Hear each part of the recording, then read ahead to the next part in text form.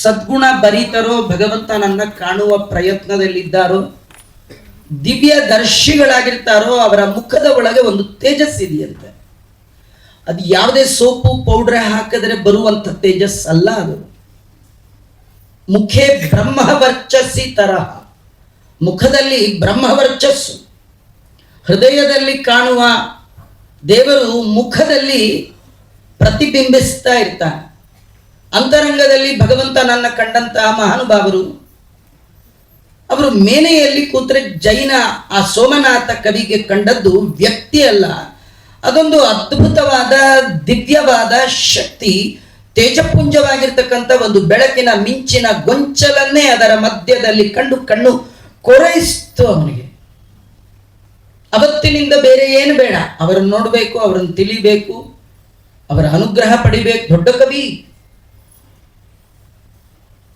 ಇವತ್ತು ಆ ಪರಂಪರೆಯಲ್ಲಿಯೇ ಒಬ್ಬ ಜೈನ ಕವಿ ವ್ಯಾಸರಾಜರ ಬಗ್ಗೆ, ಅವರ ಜೀವನ ಶೈಲಿಯ ಬಗ್ಗೆ ಅದ್ಭುತವಾದ ಒಂದು ಕವಿತೆಯನ್ನ ನಿರ್ಮಾಣ ಮಾಡಿದ್ದಾನೆ, ವ್ಯಾಸಯೋಗಿ ಚರಿತ ಅಂತ. ಅನೇಕ ಉಲ್ಲಾಸಗಳಲ್ಲಿ ಸರ್ಗಗಳಲ್ಲಿ ಅದು ಹೊರಟಿರ್ತಕ್ಕಂಥ ತುಂಬಾ ಅದ್ಭುತವಾದ ಪದಪುಂಜಗಳಿಂದ, ಗದ್ಯ ಪದ್ಯಗಳಿಂದ, ಶ್ಲೋಕಗಳಿಂದ ಮಿಶ್ರಿತವಾದ ಅದ್ಭುತವಾದ ಕಾವ್ಯ. ಆ ಕಾಲಕ್ಕೆ ಬಹಳ ಪ್ರಸಿದ್ಧವಾಗಿರ್ತಕ್ಕಂಥದ್ದು. ಅದನ್ನು ನೋಡಿ ಯಾರೋ ಆ ಜೈನ ಕವಿಗೆ ಹೇಳಿದ್ರಂತೆ, ನೀನ್ ಸುಮ್ಮನೆ ನಿನ್ ಬುದ್ಧಿ ಎಲ್ಲ ಯಾರನೋ ಹೊಗಳಿ ವೇಸ್ಟ್ ಮಾಡಿಕೊಂಡೆ, ಇದೇ ಟಾಲೆಂಟ್ ನೀನು ಒಬ್ಬ ರಾಜನನ್ನ ಕುರಿತು ಬರೆದು ರಾಜನಿಗೆ ತೋರಿಸಿದ್ರೆ ನಿನಗೆ ಬೇಕಾದಷ್ಟು ಬಂಗಾರದ ನಾಣ್ಯಗಳನ್ನ ಕೊಡ್ತಿದ್ದ ಒಬ್ಬ ಸನ್ಯಾಸಿ.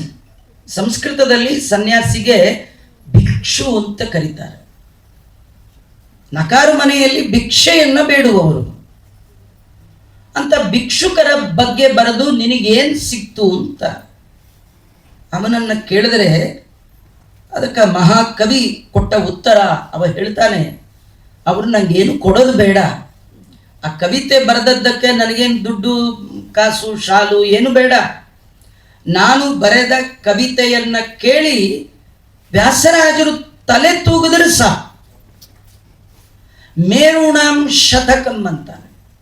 100 ಮೇರು ಪರ್ವತಗಳನ್ನ ಅಲುಗಾಡಿಸಿದಾಗ ಎಂಥ ಶಕ್ತಿ ಬೇಕು, ಹಾಗೆ ವ್ಯಾಸರಾಜರ ತಲೆ ಒಮ್ಮೆ ಅಲುಗಾಡಿಬಿಟ್ರೆ ಸಾಕು, ನಿನ್ನ ಕವಿತೆ ಚೆನ್ನಾಗಿದೆ ಅಂತ ಅವ್ರು ಬಾಯಿ ಬಿಟ್ಟು ಹೇಳೋದು ಬೇಡ, ಸರ್ಟಿಫಿಕೇಟ್ ಕೊಡೋದು ಬೇಡ, ಶಾಲ್ ಹೊತ್ಸೋದು ಬೇಡ, ಸಂಭಾವನೆ ಕೊಡೋದು ಬೇಡ. ನಿಜವಾಗಿಯೂ ಹಾಗೆ ರೀ. ಕವಿತೆ ಬರೆದವ್ರಿಗೆ, ಪಾಠ ಪ್ರವಚನ ಮಾಡುವವರಿಗೆ, ಕೇಳುವವರು ಒಮ್ಮೆ ತಲೆ ತೂಗಿಬಿಟ್ರೆ ಸಾಕು, ಸಂತೋಷ ಪಟ್ರೆ ಸಾಕು, ಹೇಳೋರಿಗೆ ಬಹಳ ಆನಂದ ಆಗತ್ರಿ. ಕೆಲವು ಕಡೆ ಪ್ರವಚನ ಮಾಡಿದಾಗ ಪೂರ ಸ್ಟ್ಯಾಚ್ಯೂ ತರ ಕೂತ್ಬಿಟ್ಟಿರ್ತಾರೆ, ಅಲುಗಾಡಲ್ಲ. ನಾವು ಕಿಬಿಡಿರೋದು ಅಸೋಸಿಯೇಷನ್ ಅಲ್ಲಿ ಪ್ರವಚನ ಮಾಡ್ತಾ ಇದೀವ ಏನು ಗೊತ್ತೇ ಆಗಲ್ಲ ಅಲ್ವಾ. ದೊಡ್ಡ ಅಖಿಲ ಕರ್ನಾಟಕ ಕಿಬಿಡರ ಸಮಾವೇಶದಲ್ಲಿ ಸಂಗೀತ ಕಚೇರಿ ಇಟ್ಟರೆ ಆ ಸಂಗೀತ ಹೇಳೋನ್ ಕತೆ ಏನಾಗಬೇಕು, ಪ್ರವಚನ ಮಾಡೋನ್ ಕತೆ ಏನಾಗಬೇಕು. ಆ ಕೇಳುವವರು ಆನಂದ ತುಂದಿಲರಾದರೆ, ಅದರೊಳಗೂ ವಿದ್ವಾಂಸರು, ಒಬ್ಬ ಜ್ಞಾನಿ ಅವನು ತಲೆಯನ್ನ ತೂಗಿದ ಅಂದ್ರೆ ಮೇರು ಪರ್ವತದಷ್ಟು ನನಗೆ ಕೊಟ್ಟಷ್ಟು ಸಂತೋಷ ಆಗತ್ತೆ. ಅಂಥವರು ವ್ಯಾಸರಾಜ ಗುರು ಸಾರ್ವಭೌಮರು.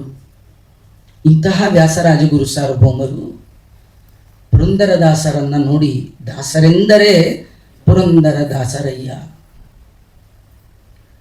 ಬೇಕಾಷ್ಟು ಜನ ದಾಸರಿದ್ದಾರೆ, ಆದರೆ ಇಂತಹ ದಾಸರು ಮತ್ತೊಬ್ಬರಿಲ್ಲ ಅಂತ. ನಮಗೆ ಅವರ ಜೀವನ ಶೈಲಿ ಅದು ನಮಗೊಂದು ದೊಡ್ಡ ಕಥೆ. ಅವರ ನಡೆಯೇ, ಅವರ ನುಡಿ, ಅವರ ನಡೆ ನಮ್ಮ ಬಾಳಿಗೆ ಒಂದು ದೊಡ್ಡ ಆದರ್ಶ. ನಿಮಗೆಲ್ಲ ಅವರ ಕಥೆ ಚೆನ್ನಾಗಿ ಪರಿಚಯ ಇರ್ತಕ್ಕಂಥದ್ದು.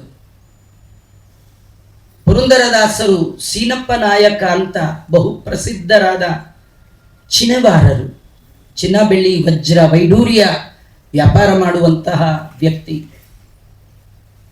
ವೃತ್ತಿಯಲ್ಲಿ ಖ್ಯಾತಿ ಬಹಳ, ಅಷ್ಟೇ ಪರ್ಫೆಕ್ಟ್, ಚೂರು ವ್ಯತ್ಯಾಸ ಇಲ್ಲ. ಯಾರಿಗೂ ದಯಾ ದಾಕ್ಷಿಣ್ಯ ಕಾರುಣ್ಯ ಇವ್ಯಾವೂ ಇಲ್ಲ ಬಿಸ್ನೆಸ್ ಅಲ್ಲಿ ಅವರ ಹತ್ರ. ಹಾಗೆ ಮಾಡಿ ಸಂಪತ್ತು ಸಂಪಾದನೆ ಮಾಡಿ ಗಳಿಸಿ ಉಳಿಸಿ ಅವರ ಕಾಲದಲ್ಲಿ ಅವರು ನವಕೋಟಿ ನಾರಾಯಣ ಅಂತ ಪ್ರಸಿದ್ಧರಾಗಿದ್ದರಂತೆ.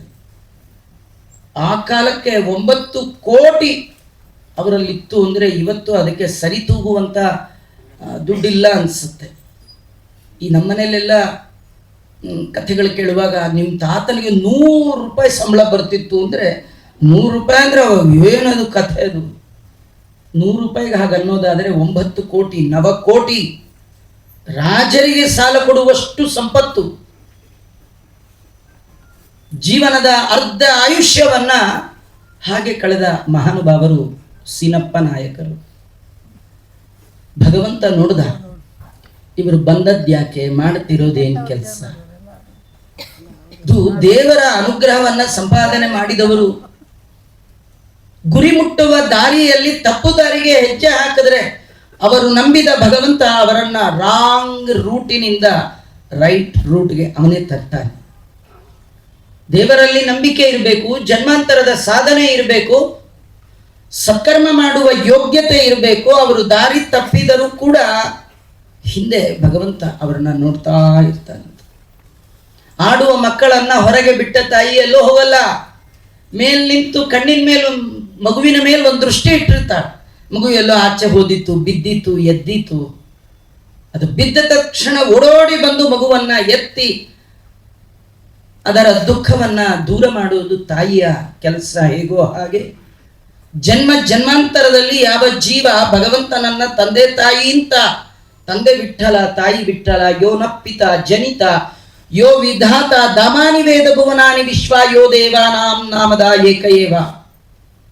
ಮಾತಾಂದ್ರ ಸಿಂಹಶ್ಚ ಪಿತಾಂದ್ರ ಸಿಂಹೋ ಭಾತಾಂದ್ರ ಸಿಂಹಶ್ಚ ಸಖಾಂದ್ರ ಸಿಂಹ. ನಮ್ಮ ಜೀವನದ ಎಲ್ಲ ಬಗೆಯಿಂದ ಭಗವಂತನ ಆರಾಧನೆ ಮಾಡಿರ್ಬೇಕು. ಎಲ್ಲ ಬಂಧಗಳು ಸಂಬಂಧಗಳು ಭಗವಂತನೇ ಆಗಿದ್ರೆ, ಆ ರೀತಿ ಉಪಾಸನೆ ಮಾಡಿದ್ರೆ ಎಲ್ಲಿ ಎಡವಿದ್ರು ಎಡವದ ಹಾಗೆ ನಮ್ಮನ್ನ ಹಿಡಿದುಕೊಳ್ಳಿಕ್ಕೆ ಭಗವಂತ. ದಾಸರ ಅದನ್ನು ನೋಡೇ ಹೇಳಿದ್ದು, ಭಕುತ ಜನ ಮುಂದೆ ನೀನವರ ಹಿಂದೆ. ಯಾಕೆ ಹಿಂದೆ?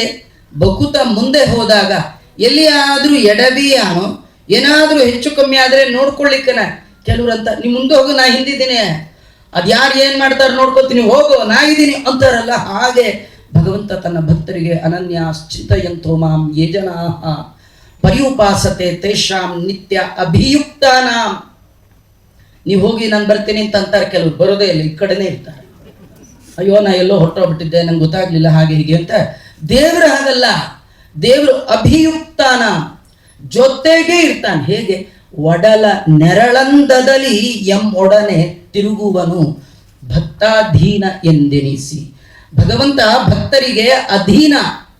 ಹೇಗೆ ಅಧೀನ ಅಂದ್ರೆ ನಮ್ ಶಾಡೋ, ನಮ್ಮನ್ ಬಿಟ್ಟು ಎಲ್ಲಿ ಹೇಗೆ ಹೋಗೋದೇ ಇಲ್ಲ, ಹಾಗೆ ಭಕ್ತರನ್ನ ಬಿಟ್ಟು ಭಗವಂತ ಎಲ್ಲಿ ಹೋಗಲ್ಲ ಅಂತ.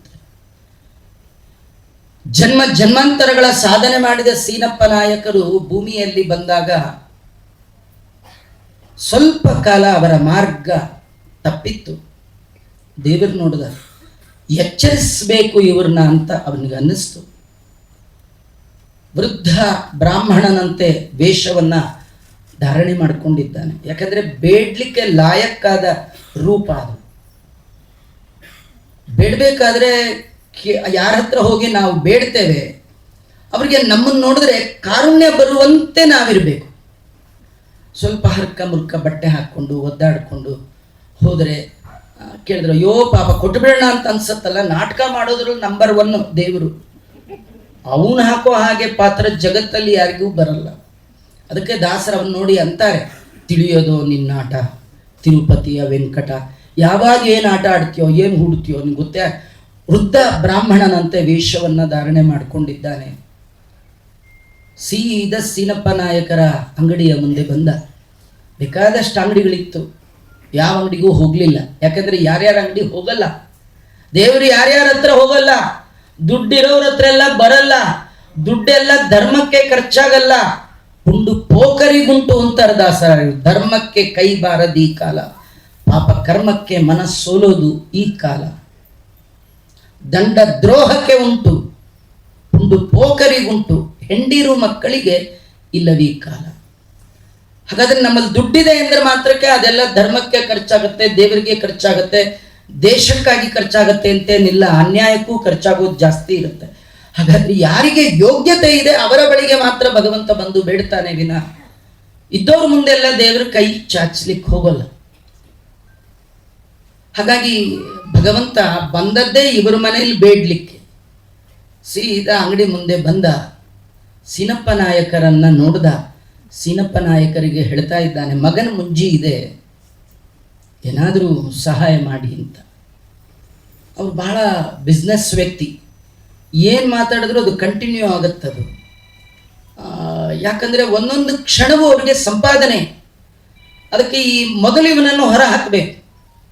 ಏನು ಕೇಳಿದ್ರು ಕಷ್ಟಕ್ಕೆ ಬರುತ್ತೆ, ನಾಳೆ ಬಾ ಅಂದ್ಬಿಟ್ರಷ್ಟೆ, ಮುಗಿದೋಯ್ತಲ್ಲ, ಇವನು ಹೊರಟು ಬಿಡಬೇಕು. ನಾಳೆ ದಿನ ಕರೆಕ್ಟ್ ಅದೇ ಟೈಮಿಗೆ ಬಂದ, ಮತ್ತೆ ಕೈ ಹಿಡಿದ್ರು. ಬೆಳಗ್ಗೆ ಬರ್ತಾನೆ, ಗಿರಾಕಿ ಬರೋ ಟೈಮು. ಏನು ಮಾಡೋದು? ಯಾಕಂದ್ರೆ ಮೊದಲು ಇನ್ನೂ ಬೋಣಿ ಆಗಿಲ್ಲ, ಬೋಣಿ ಆದರೂ ಕೊಡೋ ಬುದ್ಧಿ ಇಲ್ಲ, ಆದರೂ ಮೊದಲು ಕೊಡಕ್ಕೆ ಮನಸ್ಸಿಲ್ಲ. ನಾಳೆ ಬಾ ನಾಳೆ ಬಾ ನಾಳೆ ಬಾ ನಾಳೆ ಬಾ. 6 ತಿಂಗಳು ಬೆನ್ನು ಹತ್ತುತ್ತ 6 ತಿಂಗಳು ದೇವರು ಒಂದಿನ ತಪ್ಪದೆ ಬಂದಿದ್ದಾರಂತೆ. ಎಂಥ ಆಶ್ಚರ್ಯ ನೋಡಿ. ನಮಗೆ ನಮ್ಮ ಜನ್ಮದಲ್ಲಿ ಒಂದು ದಿನ ದೇವರು ಬಂದರೆ ಸಾಕು. ಒಂದು ದಿನ ಎಲ್ಲ ಬೇಡ, ಒಂದು ಕ್ಷಣ ಬಂದರೆ ಸಾಕು. ನಮಗೆ ಒಂದು ಕ್ಷಣವೂ ದೇವರು ಬರಲ್ಲ ಅಂದ್ರೆ ಏನು ಗೊತ್ತಾ? ಕನಸಿನಲ್ಲೂ ದೇವರು ಬರಲ್ಲ ರೀ. ನಮ್ಮ ಕನಸಿನಲ್ಲೂ ಯಾರೋ ಬಂದು ಕುತ್ಕೆ ಹಿಚ್ಚಿದಾಗೆ, ಯಾರೋ ದುಡ್ಡು ಕೇಳಿದ ಹಾಗೆ ಇಂಥದ್ದು ಬರುತ್ತೆ ವಿನಃ ದೇವರು ಕನಸಿನ ಬರೋಕ್ಕೆ ಕಾಸಿಲ್ಲ, ಕರಿಮಣಿ. ಒಂದು 5 ನಿಮಿಷ ದೇವ್ರ ಕನಸಿನಲ್ಲಿ ಬರಬಾರ್ದು. ಎಷ್ಟು ಖುಷಿ ಆಗುತ್ತೆ ರೀ. ನಾನು ಇವತ್ತು ಕನಸಿನಲ್ಲಿ ತಿರುಪ್ತಿಗೆ ಹೋಗಿದ್ದೆ, ಎಷ್ಟು ಸಂತೆ ಹೋಗೋದಿಲ್ಲ, ಯಾಕಂದ್ರೆ ಅದಕ್ಕೂ ಟಿಕೆಟ್ ತೊಗೋಬೇಕಲ್ಲಿ. ಕನಸಿನಲ್ಲಿ ಹೋದ್ರೂ ಕಾಸು ಹೇಳ್ತಾರೆ. ಅವನು ದುಡ್ಡಿಗಾಗಿ ನಿಂತವನು, ಅವನು ಸೀನಪ್ಪ ನಾಯಕ, ಅವನೇ. ತೊಳಸ ದಕ್ಕಿಯ ತಿಂಬ, ವಿಜಯದಾಸರು ಅವನ ಬಗ್ಗೆ ಹೇಳುವಾಗ ಅವನು ಜಿಪುಣತನ, ಅವನು ದುಡ್ಡಿಂದು ಹುಚ್ಚು ಅದೆಲ್ಲ ಹೇಳ್ತಾರೆ ಅವರು. ತೊಳಸ ದಕ್ಕಿಯ ತಿಂಬ, ತಿಮ್ಮಪ್ಪನಿಗೆ ಅಕ್ಕಿ ತೊಳಿಬಾರದಂತೆ. ಅವ್ರು ನೈವೇದ್ಯಕ್ಕೆ ಪ್ರಸಾದ ಗಿಸಾದ ಮಾಡಿದ್ರೆ ಅಕ್ಕಿ ತೊಳಿಬಾರದಂತೆ, ಸುಮ್ಮನೆ ಅಕ್ಕಿ ತೊಳೆದು ಹುಯ್ತಾ ಇರ್ಬೇಕು. ಅದು ಯಾಕೆಂದ್ರೆ ತೊಳೆದ್ರೆ ಅದರ ಮೇಲಿನ ಲೇಯರ್ ಹೋಗ್ಬಿಟ್ರೆ ನನ್ನ ಕಂಪನಿಗೆ ಲಾಸ್ ಅಂತ ಅವನು. ತೊಳಸ ದಕ್ಕಿಯ ತಿಂಬ. ಇನ್ನು ಎರಡನೇದೇನೆಂದ್ರೆ ಅವನದು ಊಟ ಮಾಡೋದು ಬಂಗಾರದ ತಟ್ಟೆ, ದೇವರ ನೈವೇದ್ಯಕ್ಕೆ ಇಡೋ ಹರಿವಾಣ. ಅವನತ್ರ ಇರೋದೆಲ್ಲ ಬಂಗಾರ ರೀ. ಹೇಗೆ ನಮ್ಮಲ್ಲಿ ಇರೋದೆಲ್ಲ ಪ್ಲಾಸ್ಟಿಕ್ಕು, ಹಾಗೆ ತಿಮ್ಮಪ್ಪನಲ್ಲಿ ಇರೋದೆಲ್ಲ ಬರೀ ಬಂಗಾರ. ಅವನು ಏನು ವಿಚಿತ್ರ ಅಂದ್ರೆ ದೇವ್ರದ್ದು ಗೊತ್ತಾ? ಆ ದೇವ್ರದ್ದು ತಟ್ಟೆ ಭೋಜನ ಆದ್ಮೇಲೆ ನೈವೇದ್ಯ ಸುಮ್ಮನೆ ಗಲಬರಿಸ್ಬೇಕಷ್ಟೆ, ಉಜ್ಜಿಗಿಜ್ಜಿ ತೊಳಿಬಾರ್ದು ಅಂತ ಹೇಳ್ತಾನೆ. ತೊಳಸ ದಕ್ಕಿಯ ತಿಂಬ ಕಿಲುಬು ತಣಿಗೆಯಲ್ಲಿ ಉಂಬ. ಊಟ ಮಾಡೋದು ಸ್ವಲ್ಪ ಧೂಳು ದುಗ್ಗಾಣಿ ಏನಿದ್ರು ಪರವಾಗಿಲ್ಲ, ನೀವು ಉಜ್ಜಿಗಿಜ್ಜಿ ನನ್ನ ತಟ್ಟೆ ತೊಳಿಬೇಡಿ. ಯಾಕಂದ್ರೆ ನೀವು ದಿನ ಉಜ್ಜಿಬಿಟ್ರೆ 100 ಗ್ರಾಮ್ ಇರೋದು ತಿಂಗಳಿಗೆ 10 ಗ್ರಾಮ್ ಕಮ್ಮಿ ಆಗ್ಬಿಡುತ್ತೆ. ಅದೇನು ಸ್ಟೀಲ್ ತಟ್ಟೆ ಅಲ್ಲ, ಬಂಗಾರದ ತಟ್ಟೆ, ಗಲಬರಿಸಿಡು ಸಾಕು ಅಂತ. ಆಮೇಲೆ ಹೋಗ್ಲಿ ಏನೋ ಪಾಪ ದುಡ್ಡಿಲ್ವೇನೋ ಅಂದ್ರು, ದುಡ್ಡಿಗೇನು ಬರ ಇಲ್ಲ. ಕೊಳಗದಲ್ಲಿ ಹಣಗಳನ್ನು ಎಣೆಸಿಕೊಂಬ. ಇಲ್ಲ ಕಾಸು ಎಂದು ಯಾರಾದರೂ ಸುಳ್ಳು ಮಾತಾಡಿದರೆ ಎಲ್ಲವನ್ನೂ ಕಸುಕೊಂಬ ಕಳ್ಳದೊರೆಗೆ ಜಯಮಂಗಳಂ. ಅವ್ನು ಕಳ್ಳರ ಕಿಂಗ್ ಅಂತ ದೇವರು.